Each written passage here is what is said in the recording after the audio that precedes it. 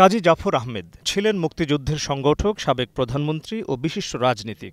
তার দশম মৃত্যুবার্ষিকীর আলোচনা সভায় সেই প্রসঙ্গই উঠে আসে জাতীয় প্রেসক্লাবে। এ সময় চলমান রাজনীতি প্রশ্নে আলোচকেরা জানান, জাতীয় সংসদ নির্বাচন বানচালের ষড়যন্ত্র চলছে, তবে দেশে গণতন্ত্র না ফেরা পর্যন্ত আন্দোলন অব্যাহত থাকবে। কখনো ভালো না, রাজনীতিকরা নানা কথা বলেন। আমি সরকারকে বলতে চাই, রাজনীতিকদের সমস্ত কথাকে আমলে নেবার দরকার নাই। কোনটা পাবলিক কথা আর কোনটা তার ভেতরের কথা, আপনি সরকার কোনটা হাঁটবেন।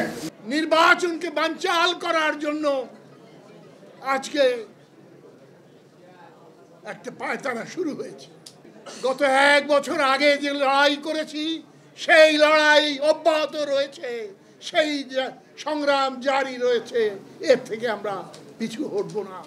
আর প্রধান অতিথির বক্তব্যে বিএনপি মহাসচিবের অভিযোগ, গণতন্ত্রের পক্ষের শক্তি যেন রাষ্ট্র ক্ষমতায় না আসে, একটি মহল সচেতনভাবে সেই চেষ্টা করছে। নির্বাচন বানচালে দিল্লিতে বসে ২৫০০ কোটি টাকা খরচ করা হয়েছে বলেও দাবি তার। সরকারের ভেতরে একটা মহল অত্যন্ত সচেতনভাবে চেষ্টা করছে যে এই যারা গণতন্ত্রের পক্ষের শক্তি তারা যেন আসতে না পারে। একজন ব্যক্তি যিনি বাংলাদেশে বিখ্যাত ব্যাংক লুটের জন্য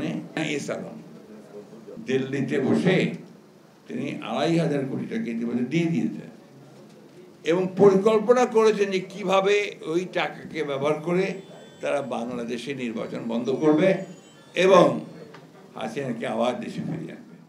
পিআর পদ্ধতি প্রসঙ্গে তিনি বলেন, জনগণ এই প্রক্রিয়া বুঝে না।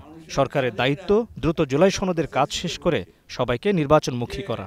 দুর্ভাগ্যজনকভাবে আজকে কিছু সংখ্যক রাজনৈতিক মহল অত্যন্ত পরিকল্পিতভাবে নির্বাচনকে বানচাল করার জন্য, নির্বাচনকে ব্যাহত করার জন্য নিত্য নতুন দাবি তুলে তুলেছে।